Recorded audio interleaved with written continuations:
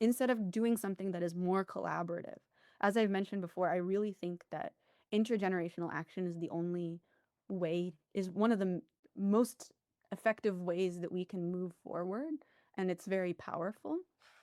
And it's very useful to sustain movements to make sure that they have longevity. So that's what I would say. This is a podcast called Walk, Talk, Listen. An attempt to connect people and make this world a bit better by sharing opinions and experiences based on the belief that everyone's perspective is true, albeit partial. My name is Maurice Bloem, and I would like to welcome you to yet another episode of Walk, Talk, Listen.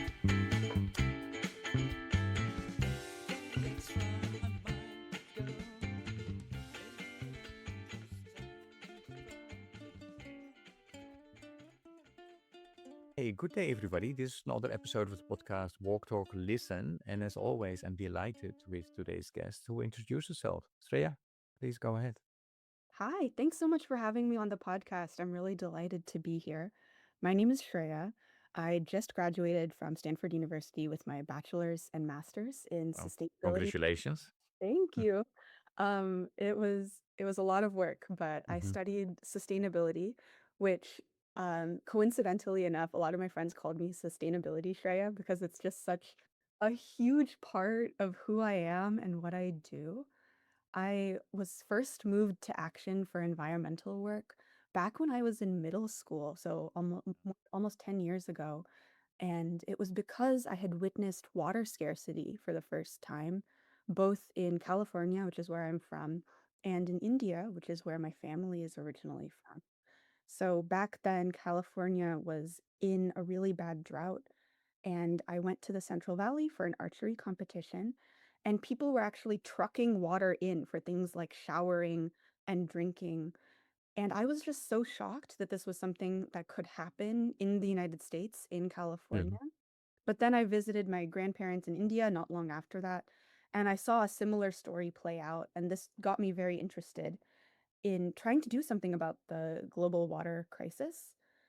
So that's what kicked it all off, and I did several Mhm. years of research, and then I started my nonprofit, the Greywater Project, where I work on greywater reuse and water conservation. And greywater is this very effective way to recycle water in your own home, but it's really underutilized. So I do advocacy and education around that. But beyond that, I also work on sustainability more generally. I've had the honor of helping to develop climate action plans in my university and also in my community. I care a lot about climate resilience, which is we know that the effects of climate change are happening. How do we protect people and communities against those negative effects? So I've worked a lot on extreme heat and flooding, both research and practice in that area. And as you know, because this is how we connected, I serve as the North American focal point for the United Nations Environment Program's youth group. So I care a lot about improving access for young people to get involved in international environmental decision making. So that's a little bit about me. All of the roads lead back to environmental conservation. Yeah, wow. And now you are at another crossroads, I guess, because you just finished your study, and I would like to hear what you're planning to do um, now. But before you go there, I have a couple of questions though, if I'm listening to you. I mean, one is, um, I know a lot of people that are observing, things happening in their environment, but then, Mm, you know, it requires something else than to start your own NGO. yeah. And so would like to hear about that. But before we go there, so you said you grew up, um, were you born there as well in California? How was your youth? I mean, your upbringing. Were you playing a lot outside, or those Yeah. type of things? Yeah, definitely. I'm an only child, so that was Hmm. nice. But Okay. I, yes, I was born and raised in California. I would describe myself as a library and museum kid growing up. I was always at the library, and my mom took me to like the aquarium and the Natural History Museum. And I really loved science and I really loved learning and reading from a very young age. So that was definitely a huge part of my upbringing. But I've always also been very close to my maternal grandparents, my grandmother especially, and that fostered a deep connection um, to my culture and also to challenges that they had experienced in their childhood and in their everyday lives in India. So even though I was like born and raised in California, I still had this connection to where my parents are from and my grandparents are from. Did you, um, when you were small, you would go back, during summer holidays to India? And if Yeah, so, which part of India are you from then? Or we your grandparents and your yeah, parents? I went back as much or we went back as much as we could, but we're from Mm, Chennai in South India, okay. and it's a city of several million people, and we lived right in the heart of it. And I remember one specific incident when I was like, I think 12 or something like that, when I was in my grandparents' apartment and we'd opened up the tap and no water came out. It was just this like trickle, this murky brown substance, and I didn't even want to touch it, and no one wanted to drink it. So, but everyone just considered this to be normal. I was the only one who was freaking out about it. So it was little experiences like that that were very formative. And it's kind of interesting because, your observation in terms of, or when you saw that there is no water, but everybody was accepting kind of, okay, this is normal. Um, I have a lot of listeners from around the world, and they Mm-hmm. would think, okay, she's from California, so she did not experience that. But actually, California also has a lot of droughts, as you already explained, right? So, Yes. so yeah, tell us a bit about that in terms of, did you experience that yourself in your house, or is it just something, when you went to that Mm. camp and when you realized, oh, there are parts in California where they're experiencing this? Yes, definitely. I think a lot of people think that water scarcity is not an issue in the United States because we are very distanced from it, right? We don't feel it. When we open our tap, we get water, so people don't think about it beyond that. But in reality, the entire Western United States is facing a state where drought is not a one-off event, but it's becoming something that is common. And luckily we do have systems in place that make it so that the everyday people are not observing that as much, but it is a real challenge that we need to take action on, and it's an urgent challenge. But for me at that time, it was mostly just in the common conversation. Like everyone talked about how we had to take shorter showers. People were letting their lawns go dry and things like that. So that was my everyday experience. So you were explaining that, you're a library and a museum kid, um, you, you know, brought up by your mom especially. So what are your parents doing? Did they do something that, you know, attracted you to, science and environment, or was it just that trip? How did that go? Well, they're both in tech to various degrees, but Mm-hmm. they are not by profession scientists or environmentalists necessarily. But I think one thing that they did that really fostered that love in me was just letting me explore and trying things um, that really interested me. So I mentioned briefly that I had been doing after after having these experiences that I did research for a couple of years. I was very interested in trying to figure out like what are good water conservation solutions because I wanted to do more than just, take a shorter shower. And I was very interested in gray water because gray water is lightly used water from sinks, showers, baths, laundries, and you can reuse it for things like toilet flushing, for landscape irrigation. So you're dramatically reducing the amount of water that's needed in the home by doing water reuse. But I was like, okay, cool, but I'm curious to know how can we reuse gray water for irrigation?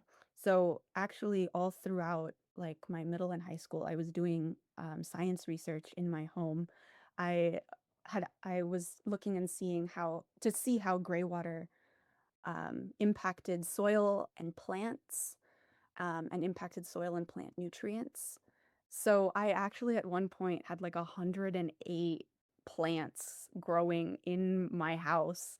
I had like kicked my parents out of their master bedroom in order because it had like the best optimal light, perfect temperature, which is why it was the master bedroom. And, and I had set up all of these plants and I was growing them and watering them. And eventually I was like doing all of these tests and I'm incredibly lucky that they gave me the freedom to explore and do that kind of work, which is a real privilege. Let us talk a bit about the Greywater project. You founded that when you were 13, right? Mhm. So, and I know you told me why you got interested in drought and water, but starting your own NGO Yeah. is, yeah, that's another thing, and especially when you're 12, 13 years old. Um, so was there a particular moment when you realized, okay, I need to do something about this? And Yes. and then maybe a quick question around it. Looking back now, what would today's Shreya tell the 13-year-old Shreya? Oh, these are such great questions. I think my approach to the way that I look at these challenges is different now. Because when I was a 13-year-old, I just wanted to get the word out about gray water in any way that I could. So I had started very small with workshops and presentations at libraries and community events. I would drag around this like trifold and this gray water demo that lets people like play around and see how they could do a gray water system in their own home. So I had this demonstration kit and I had a board and I would go and I would like give these talks because I just wanted to tell people about gray water. And that is important and that is very effective. But now the way I approach my work is I try and take a more systems approach. I try and think about, okay, what are the policy drivers that might make it more or less difficult for people to implement water recycling, right? What are the incentives in place? What are the communities that are most affected and how can we bring them into the conversation? So I think now I have more of a holistic approach to the way I look at my advocacy and my work. But I would tell 13-year-old Shreya to continue having that same boundless enthusiasm and energy because I really did think, and I still do think that I could change the world. And I was just so ready to go. And I really, the energy and enthusiasm of of young people is, I think, very important to the climate movement.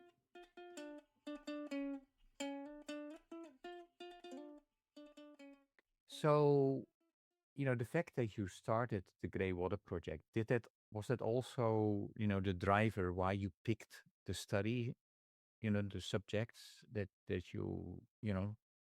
degrees that you were pursuing, or were there other reasons as well? Yes, I think it definitely was one of the main driving forces because I think it's true that when you start to learn about something, it allows you to see what else there is to learn. So this was my entry point, but then I was able to see how water was connected to many other climate issues, and I was able to I wanted to learn more, and I wanted um, to be more engaged in sustainability efforts more broadly. So that's definitely a huge factor for me.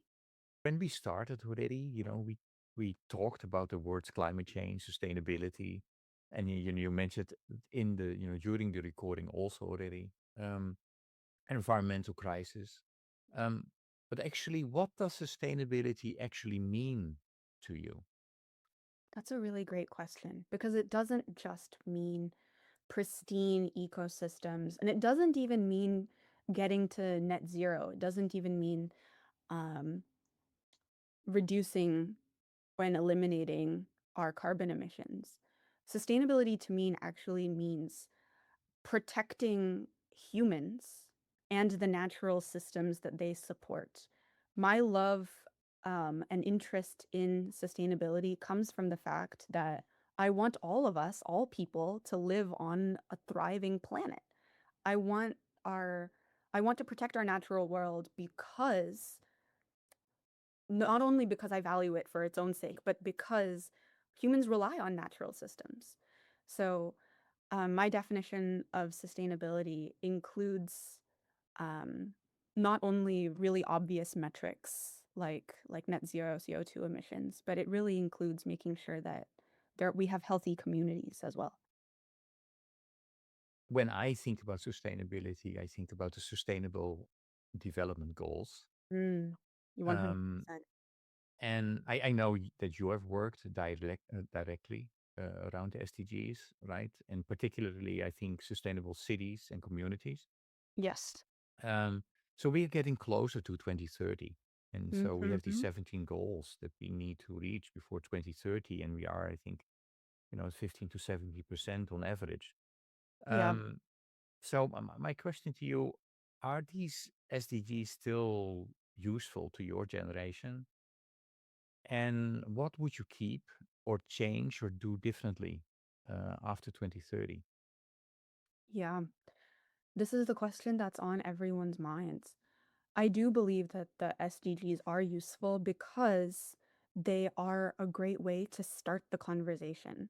You have a commonly agreed upon framework, and no matter who you are, you can find a way to relate to at least one of the SDGs. But we are getting closer to 2030, and we are not yet at the point where we can say that we've successfully accomplished this. One of the things that does need to change is the way we do partnerships and increased collaboration for the goals. Because what I've seen is people seem to take all of the goals almost independently. They're like SDG 6, clean water and sanitation, is seen as separate from SDG 11, for example, which is communities, healthy cities and sustainable cities and communities. But these are actually interconnected goals. So making the linkages between the goals more clear and making it more apparent what are the ways that we can work on these goals together, I think will be important to achieving them.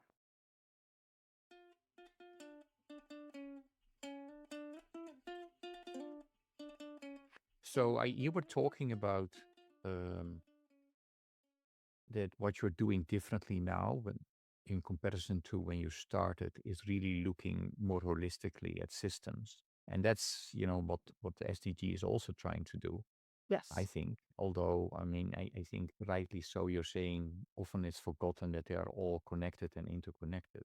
Hmm. Um, so, this work, especially this environmental work, can involve confronting very large problems that no individual can solve, right? Definitely. Um, but still, what inner qualities do you think people need to stay engaged Hmm. with without losing hope? Hmm. Definitely. I think, well, there's a framework that I find useful, but the simplest thing is in order to have hope, you must take action, and action breeds hope. It's really easy to feel disillusioned when you are not connected to those two people and communities who are on the ground trying to make change.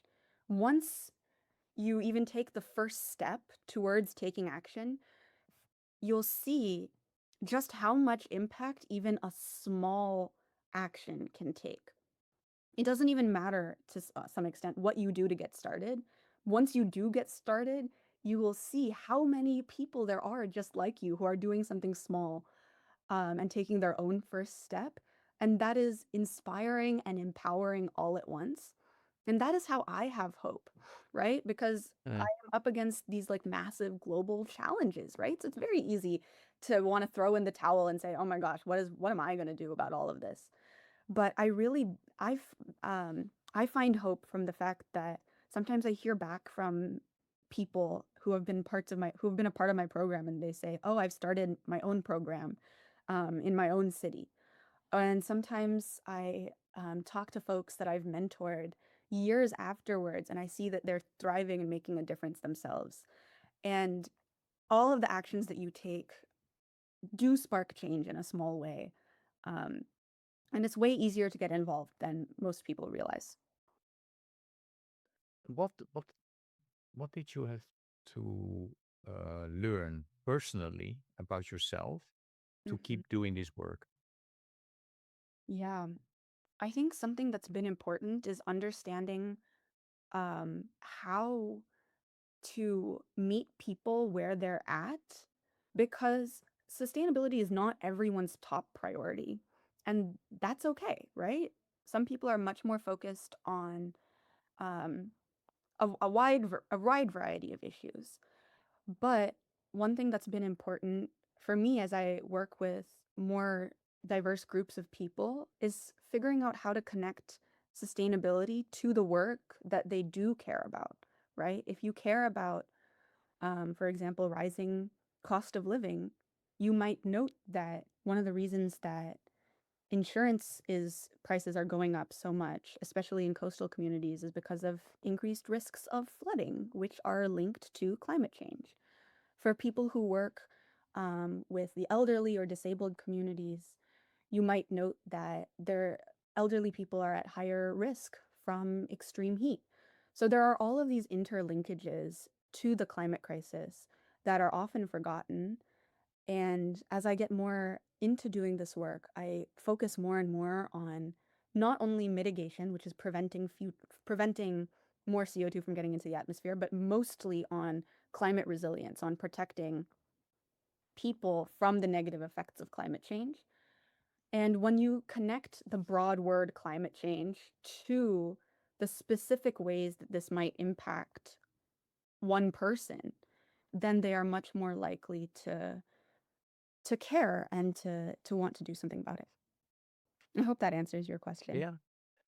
No, and when I was listening to you, I was thinking in terms of, you're still pretty young, Yeah. um, and you have done a lot of things, and I think you spent a lot of years already, Yeah. despite your age, creating spaces for other young people in places Definitely. like the UN. Yes. Um, but do you think that these type of institutions are genuinely listening to young people? Or are young people sometimes involved, invited into the room without being giving a real influence and a real voice? Yeah. Well, this is a very active area of conversation. There is in UN spaces some degree of tokenism, right? Where a young person is invited into a space to like give a talk or say something, but then their voice isn't deeply considered.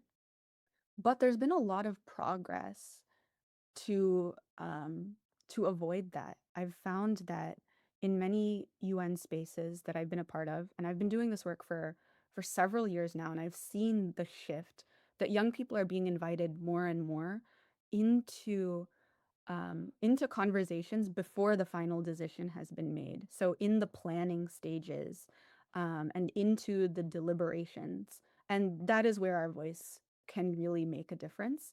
And we're seeing that shift, and I'm working towards making sure that young people's voices are heard at the UN stage when it matters the most. So it's something that we're still actively pushing for, but I think progress is being made, and I think UN systems, while they can historically be slow to adopt, are increasingly receptive to young people's voices.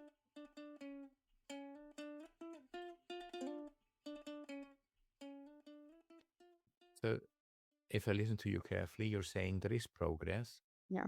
Um, Still, I'd like to push a little bit further. Is that so? What would meaningful youth participation actually look like then? Mm, yeah. Meaningful youth participation means including youth in the agenda setting specifically. If you've already decided what the basis of the conversation is going to be, and then you invite youth, then you miss the perspective that young people can bring. because especially in environmental spaces, young people are often the ones on the ground who are closest in touch with communities that are um, impacted by climate. Like they're working most closely with communities. So inviting young people and understanding what their perspectives and needs are, and then setting the agenda to include those things is one way that meaningful youth participation can be done. But meaningful youth participation can also take another form, which is making sure that you are not reaching out to young people at crucial inflection points, but they are always a part of the decision-making body. So this includes things like having a youth representative on a board or a commission, or um, being aware of the youth and youth serving groups and being in regular communication instead of one-off communication. So these are all kind of different ways to get at this. I'm speaking broadly here, but I think that's relevant to a variety of settings. Do you feel alone, or are there sufficient people from your generation part of your journey and struggle and challenge? Hmm. I think so. Right now, I serve as the North American focal point for the UNEP, the United Nations Environment Program's youth group. And there's actually quite a lot of us. Like, this is a very active and engaged constituency. Mm. I definitely don't feel alone because there are literally hundreds of young people from all around the world who are participating in this way. So the challenge is not necessarily recruiting more youth to come to the table.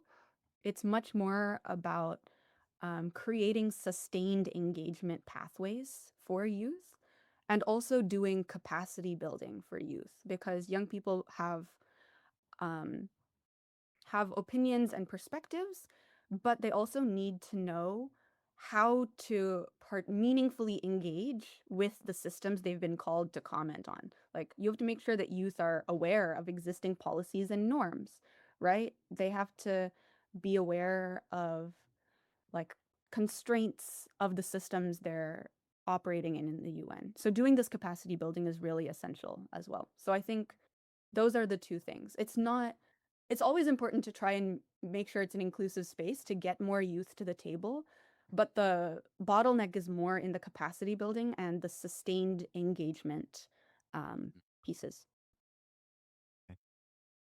When you look at young people around you, Mhm. where do you think they're finding meaning today? And and is religion or spirituality part of that, or are things like climate justice, community activism, have they become places where young people search for meaning? Hmm. Well, my own work does not necessarily come from a place of faith, but I have worked very closely with people for whom their climate work is deeply faith-based. Um, so I think there are a lot of people for whom they're already part of this faith-based community, and then they're able to work within that community to work on a specific issue, for example. Um, but I don't know if hmm, sorry, this is a little bit of it's a challenging question. And so maybe maybe we break it down in terms of where do you um, see in your environment Mhm. that youth nowadays find meaning? Where is that mainly? Yeah. I think young people find meaning by connecting with one another on the issues that they care about. And that's a little bit of a cop out, but I think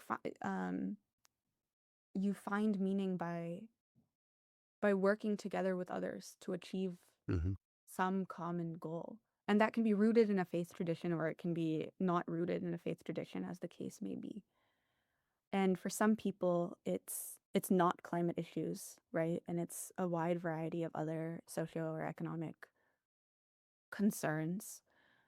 Um, but I have found an incredible amount of meaning and community with other young people, but also intergenerationally in the climate space. Like we always Mm. talk about youth movements, but for me, I have learned so much from, I don't want to call them like my elders, but from Uh-huh. people who have been involved in climate for 10, 20, 30 years, who helped organize the first Earth Day back in 1970. Like we have so much to learn from people who have been in these spaces for a long time. So community, I think, necessarily does not only need to be with people of your same age, but it can also come from learning from those who came before you and carrying on the work that they've done. Mm. Um, no, that's great to hear. I'm still going to ask you about the younger generation. Hmm. Um, so because what I've noticed is that the younger generation would like the older generation to stop telling to stop telling the Mm. younger generation, about the future. Yeah. Um, and but I think there is something else that you might want them to do. And what is that? What do you want the older generation to do? Yeah. Because the reason that I'm asking is when I ask the question to my guest, whether you still see hope. I mean, you talked about hope. Many guests have said, I see hope in the younger generation. And then when Mm. I say that to the younger generation, they said, well, that's all nice, but we are in this place because of you. So you can't put it all on our shoulders. Um, so you need to play it all yourself. So yeah, my question to you is, what do you like the older generation to start doing instead of telling, okay, it's up to you now, youth? Yes, I think this is something that I've thought quite a lot about. I think the Mhm. challenge comes when the older generation kind of absolves themselves of responsibility and they say, okay, we don't have the ability to do it anymore. Young people take the baton and run.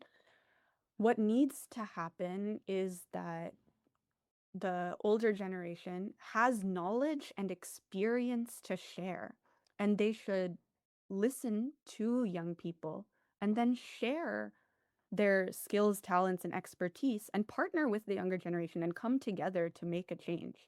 I think the problem only comes when um, older folks are very prescriptive in this is how things need to be, and then you should take action in these particular ways, instead of doing something that is more collaborative. As I've mentioned before, I really think that intergenerational action is the only way, is one of the most effective ways that we can move forward, and it's very powerful. And it's very useful to sustain movements to make sure that they have longevity. So that's what I would say. Hmm. Okay. I totally agree with you. And I believe, people also, because we are all connected and interconnected and issues are, we need to, listen more to each other. Yeah. And so that starts maybe with connecting people. I hope that this podcast is contributing to that connection. Yeah.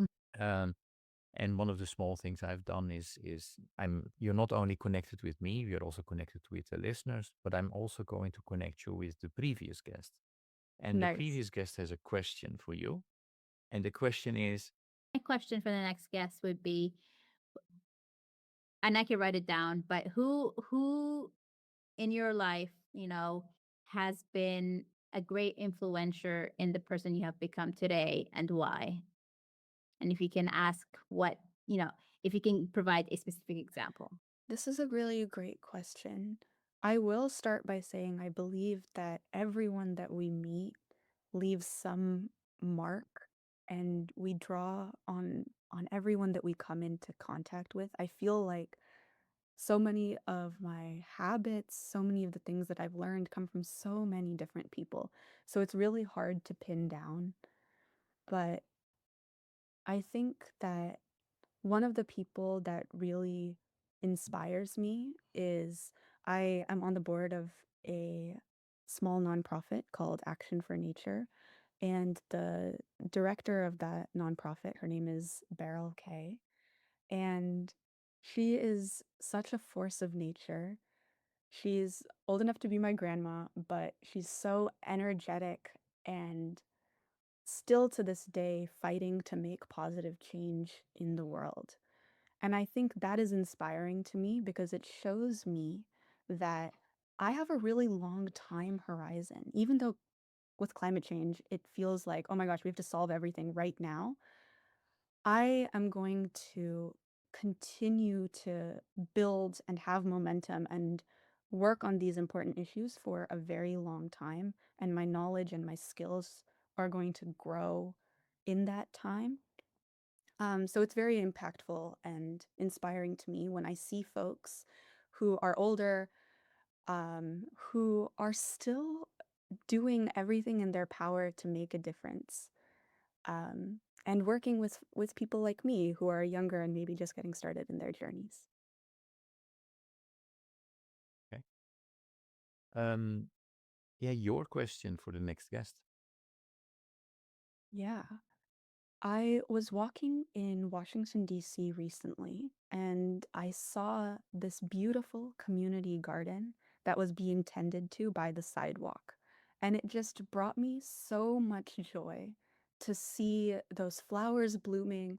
And there was someone tending to the garden as I was walking by and adding some more fertilizer. And I said, "Thank you for creating this beautiful garden." And he said, "It's for you." And I think what he meant was it was for everyone for it to spark joy as we walked by. And I really loved that. And this is something that happened just last week. And I've been thinking about it ever since. So my question to the next guest is, what is a moment in your life that sparked joy in this way that you are going to remember for a while to come? Wow, I love that. Beautiful. Um, yeah, joy, kindness. Um, so I think on CBS there was a program. I don't know if it still exists, but that looked into one simple act of kindness, Hmm. and um, the person looked at if one simple act of kindness could create a ripple effect. Yeah. And I have two questions for you about that. One is, do you believe in the potential of one simple act of kindness in terms of creating a ripple effect? And that's one. And then the second part of the question is, if I ask you to come up with one simple act of kindness now, for today or tomorrow, what will you do? Yeah. I really do think that a simple act of kindness can go a long way. Because what does that mean? It means you are noticing something in someone else. You are noticing a struggle that they are going through, an interest that they have, something, and you are showing up for them. And you are, by doing this action, you are saying, I care, I see you. And that has the power to move people. That is what our communities are found. That's the basis of a healthy community. So I love the random acts of kindness movement. And if I was to do an act of kindness tomorrow, a lot of my friends are moving to different cities or to different houses within the same city. So I think maybe one thing I would do is just show up with my arms and maybe some pizza and say, "How can I help?" Okay. Well, you told me that you are about to move from the west to the east coast, right? Um, is that really happening, and why? What are you going to do? It is really happening. I'm moving for my first post grad job. I am going to be working in consulting. And I'm really excited about that because most of my work to this date, I have been very involved with environmental nonprofits. I've worked with state and local government, and I guess international governance through the UN system.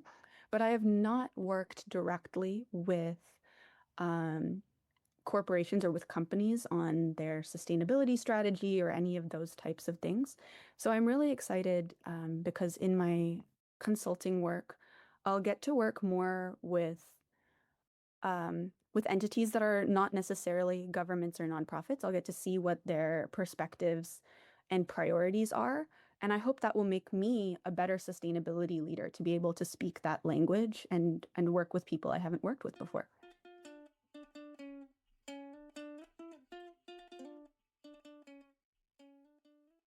Exciting. Um, Maybe I'm going to connect that with stuff that you did, when you started, when you were 12. Yeah. Um, you started with something that was very tangible, right? Water, and what individuals and communities could do differently. Yes. And then now more and more, also because of the UN, you work more with policy and large institutions. So Yes. after 10 years of doing this, Hmm. um, you know, where do you now see the balance between changing one's behavior and changing systems? These are great questions. Oh my goodness. I think they're interconnected. A lot of people right now are saying individual action is less important. It's not that important because you have to fix these systems problems first. But how do you fix systems problems? You, as an individual, band together with other individuals and you work together to change policies or to lobby for this or that. Um, so I think that there is such a individual action drives systems change, and then systems change puts into place the incentives that further drive individual action. So you need both. And I want to continue working on and doing both. I don't know if you're familiar with them, but actually a growing group of people, I've said, one of the reasons that we are behind with the Sustainable Development Goals is because we did not pay enough, attention to the ability, skills, and knowledge that you need as an individual and you need as a community to work on those system changes. Yeah. So, they did surveys and all kinds of, events. They came up with 5 inner development goals: being, thinking, relating, collaborating, and acting. And under those 5 goals, they identified 25 skills like hope. We talked about that, forgiveness, critical thinking. Yeah. So my question: have you heard about the individual? The IDGs, the inner development goals. If yes, your thoughts, and if no, your thoughts. Well, I hadn't heard about it until you introduced me to them, Okay. but it resonated a lot because it connected to a framework that I use for myself. Um, and that framework is thinking about first identity as the inner circle, then perspective, then capabilities, then agency. And we really want people to have agency to take action on climate, but on whatever issue they want. We want them to have that sense of possibility and their belief in their ability to act, right? That's the goal, that everyone has agency. But in order for that to happen, you first need to know, who am I? What are my values, right? And then you need to understand your own perspective. Like, how do I view the world? What shortcomings or biases might I have in that perspective? And then you need to know what you can do. Like, what are the skills that I bring? Maybe you are an amazing writer and you can create news articles. Maybe you're an amazing community organizer and you can like mobilize people. Maybe you're great at coding and you can support the movement through collecting and analyzing data. What can I do? And then by developing those skills inside to out, then you have agency because you know what you believe, you know what you can do, and you can apply that in whatever direction you want. So that I think resonates very deeply with the inner development goals. They're kind of different ways of approaching the same thing of how can you develop the individual so that they have the abilities to take action in the direction they want to take action. Great. That's a great message to the listeners.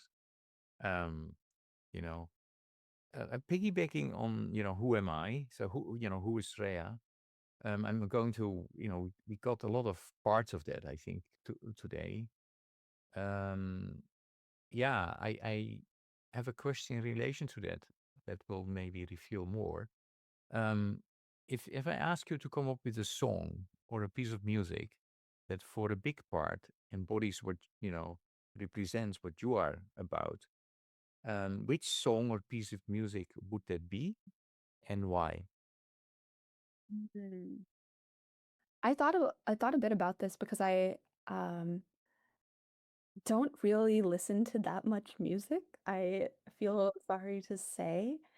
So my music taste is not very refined. I initially was going to say something along the lines of Carnatic music because that's the music I grew up listening to. It's the classical music of South India, and I grew up playing the veena, which is like a Indian stringed instrument, and singing. So I was going to say Carnatic music in general. So that was the first thing that popped to mind. Um, and it is true because it's a music that connects me to my culture and who I am. But I recently listened to Fight Song by Rachel Platten again, which was really popular back in like 2015, I think. I listened to it again and it was such a great pump up song. And it's a song that reminds you to be energetic and be positive and always keep going. So I think I'm going to go with that one. Okay, great. So you then that song is not on the Walk Talk Listen playlist as yet. So we will add that. There's a um, Spotify Walk Talk Listen playlist. If you search for hashtag Walk Talk Listen, you'll find it.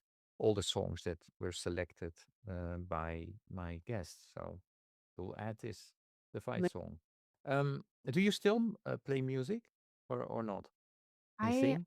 I recently started to get back into it. I Mm, unfortunately while I was in college, um I was so busy and I just lost the time and attention that you need in order to do that, but it's something I'm trying to get back into. okay. Um, you know, I know actually that you're trying to run, and now you have to help me the exact Yes. position. Right.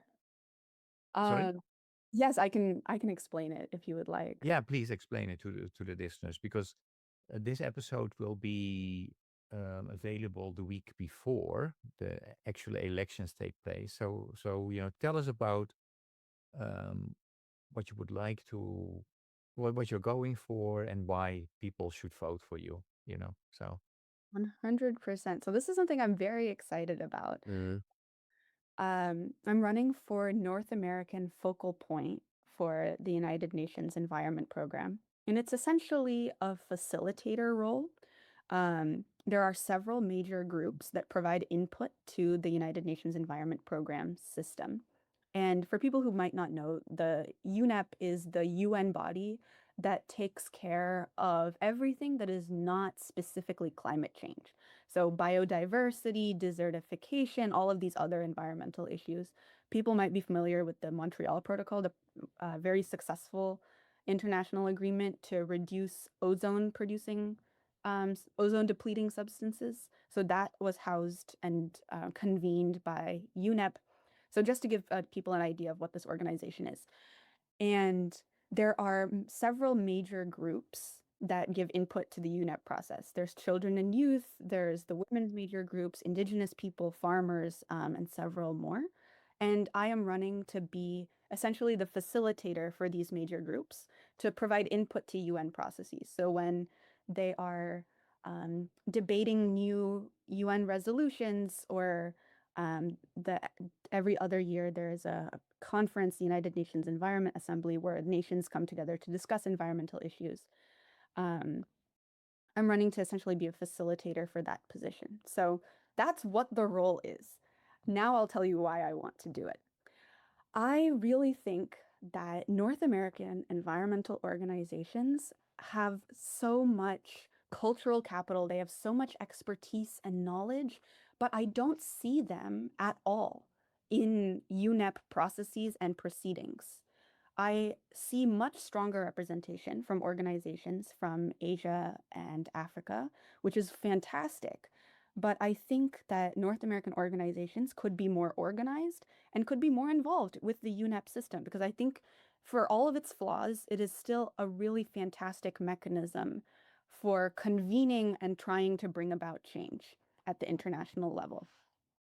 So I really want, in my position as facilitator, I want to bring more organizations in. I want to tell them that UNEP is a thing that exists because a lot of people don't know.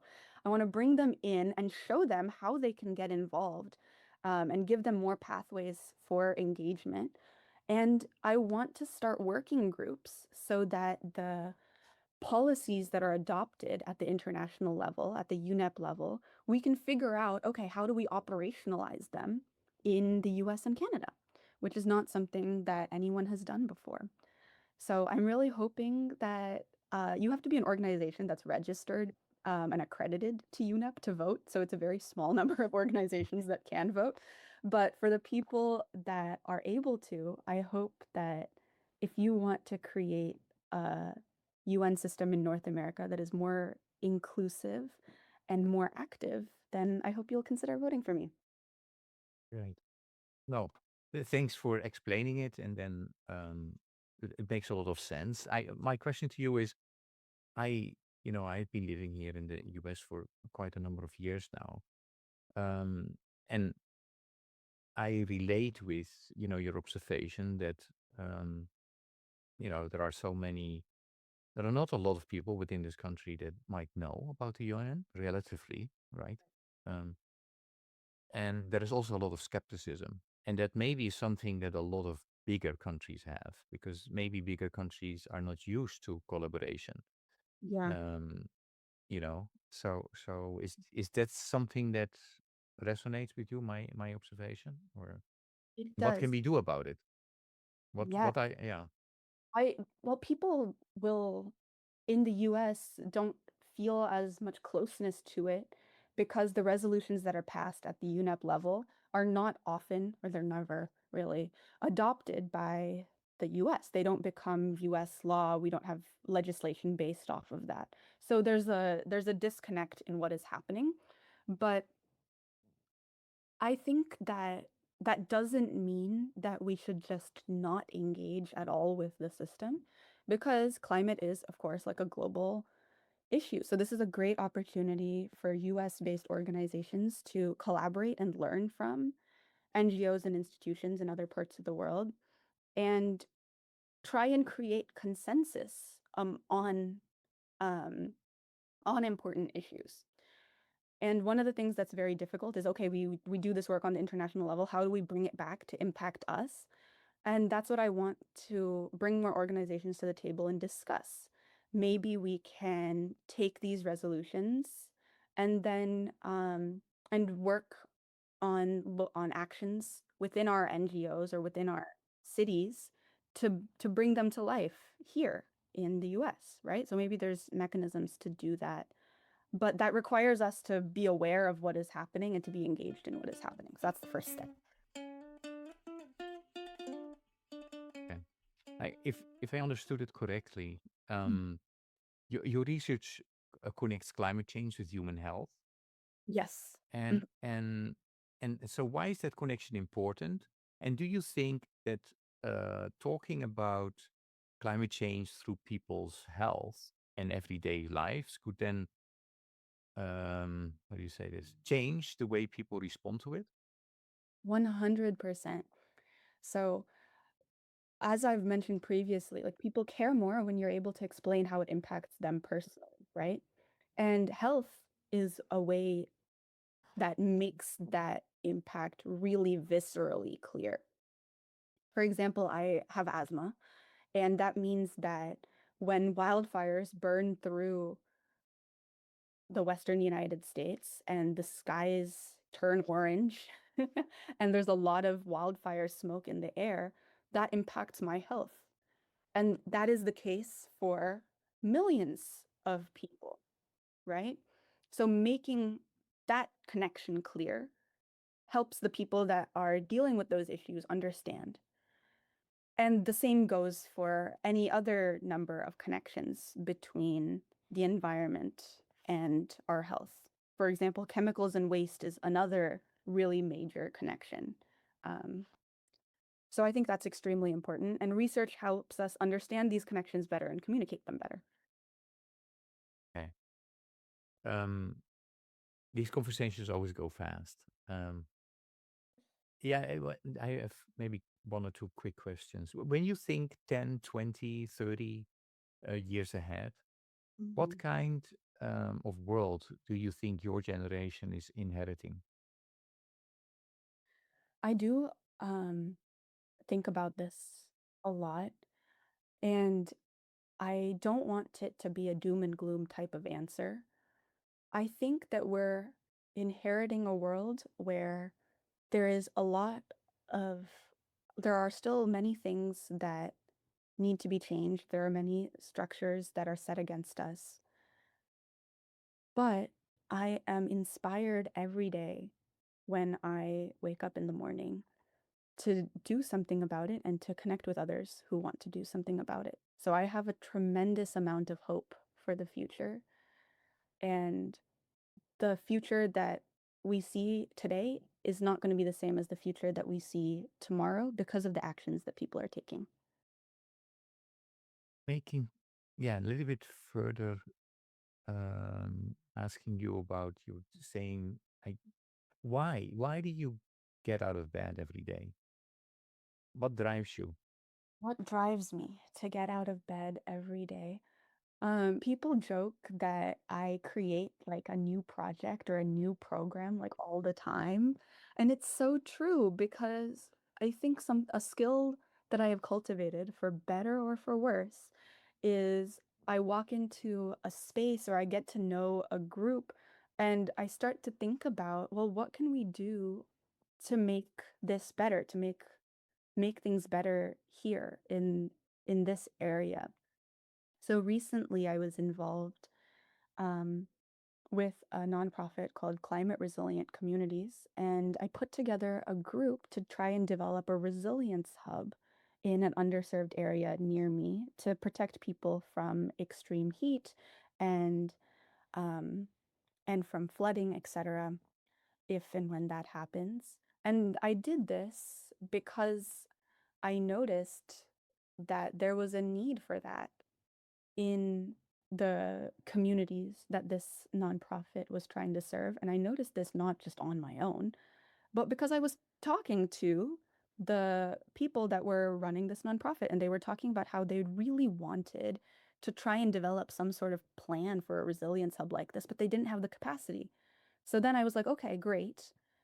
What if I could provide that capacity and find other people who wanted to do this and then work on this issue? So I think everywhere you go, there are opportunities to close that gap between what is needed and then what is actually happening. And I just try to do that wherever I go in whatever way that I can. Like at my university, they were developing a climate action plan. There was interest in developing a climate action plan, but there wasn't a lot of youth engagement. And I'm like, this is a university. The whole point is that um, students should have a say in what is happening in university policy. So I worked with the Office of Sustainability to increase student engagement with the plan and get more students involved. So again, the same thing happened where I was like, oh, there's this thing that's happening, but there's this gap that would make the end product or the thing that we're trying to create even better. So how can I close that gap? And that is something that I just keep trying. That's the fundamental heart of what I try and do everywhere. Um, and that makes it easier to take action because you are not trying to solve insert major global issue here. You are taking one small action that makes things a little bit better, and then you do it again, and then you do it again. Rhea, I would like to thank you for, your willingness to talk with me today, for everything you do, for who you are. But before we close, um, is there any question that I did not ask you today, but I should have asked you? No, I think we've talked about quite a lot, and I was really, really grateful for the opportunity to share and to engage in this conversation that was very reflective for me as well. So thank you so much. Right. And then we'd like to remind the listeners, if you're listening to this podcast before the 31st of August and um, your your organization is part of UNEP, please vote for Shreya. Um, yeah, continue what you do, and thank you so much. All Thank the you. best.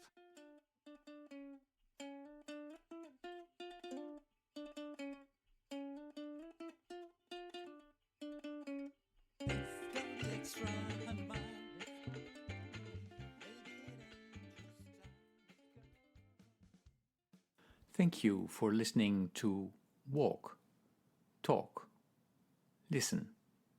Please check us out on 100mile.org or follow us on Facebook or Instagram.